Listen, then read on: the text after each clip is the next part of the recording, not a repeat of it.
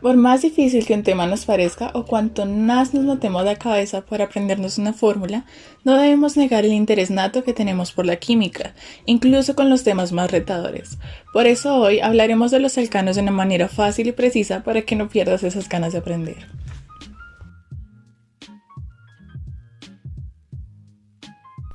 Para empezar, ¿qué son los alcanos? Son hidrocarburos, es decir, son compuestos que solamente contienen átomos de carbono e hidrógeno en enlaces simples. Estos siempre se nombran por el número de carbonos que contengan y siempre se termina en el fragmento ano, es decir, que siguiendo aquellas pautas los nombramos metano, etano, propano, butano, pentano, hexano, heptano, octano, nonano y decano, por decir algunos. Ahora pasamos a sus propiedades físicas y químicas. Los alcanos son compuestos con hibridación sp3 en todos sus carbonos.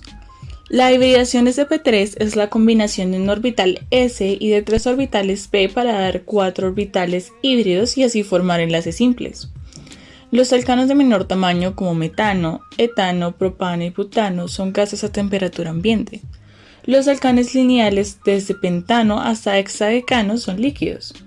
Alcanos de mayor número de carbonos son sólidos a temperatura ambiente. Los puntos de fusión y ebullición de los alcanos aumentan con el número de carbonos de la molécula. Los alcanos son hidrocarburos saturados, presentan enlaces sencillos carbono-carbono y carbono-hidrógeno, lo que los hace poco reactivos debido a que los electrones están repartidos de la misma manera y no generan carga eléctrica de importancia. Estos son poco reactivos, pero eso sí, en presencia del oxígeno arden liberando gran cantidad de energía. Vale, esto suena algo complejo, pero la realidad es que estos compuestos los usamos a diario. El metano y el etano son principales componentes del gas natural.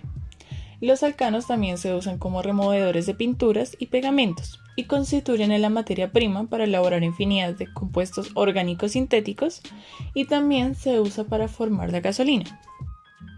Ahora bien, vamos por una de las partes más importantes del video, que es la representación zigzag y la nomenclatura o nombramiento del compuesto. Para este video haremos la representación zigzag, por lo que debemos tener en claro que aquello no aplica con el metano, ya que este cuenta con un solo carbono, y para poder realizar una línea de estas necesitamos mínimo 2. ¿Cómo se elabora la representación zigzag? Se van haciendo las líneas de acuerdo al número de carbonos. Si vemos con atención, por una línea como estas hay 2 carbonos.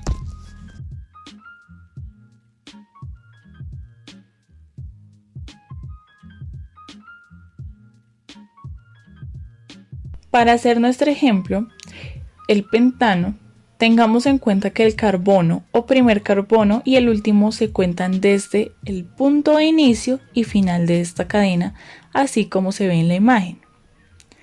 Esta representación zigzag que hicimos tiene el nombre de cadena principal. Hagamos otro ejemplo con el heptano. Al tener 7 carbonos vamos formando nuestra cadena principal, contando el primer carbono justo donde comienza y el último apenas esta línea termina. Teniendo en claro esto, vamos al siguiente paso, que son los radicales. Un radical es aquel que tiene uno o más electrones o átomos enlazados químicamente con nuestra cadena principal. Para nombrarlos, se usan los mismos términos que indican cuántos carbonos hay, solamente que esta vez su terminación es en il, como por ejemplo metil, etil o propil. Para contar cuántos átomos tiene, es indispensable evitar contar la unión con la cadena principal, puesto que este carbono no pertenece a este radical. Como podemos observar, aquí hay 2 carbonos y aquí hay 1. Como dijimos que este tiene 2, se denomina etil, y como este radical posee solo 1, se le llama metil. No hay nada difícil aquí, ¿verdad? Tómate unos segundos para analizar esta información y continuar a los siguientes pasos.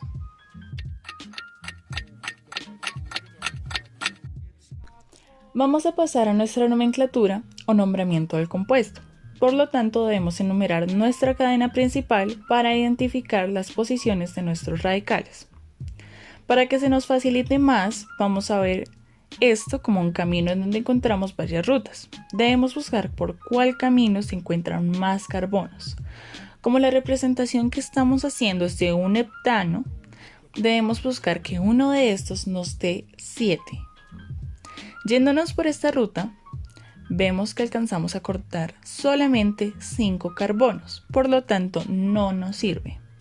Sin embargo, yendo por esta ruta, nos encontramos exactamente con 7 carbonos, lo cual nos indica que además esta es la ruta, el orden para nuestra numeración.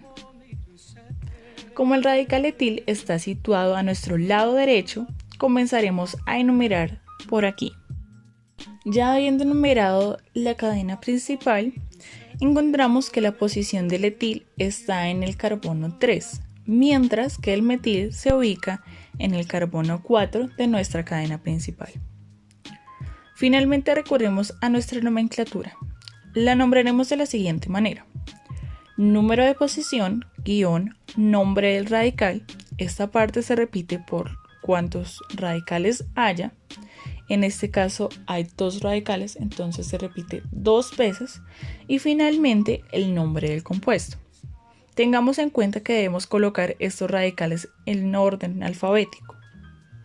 Por lo tanto, etil quedaría antes que metil.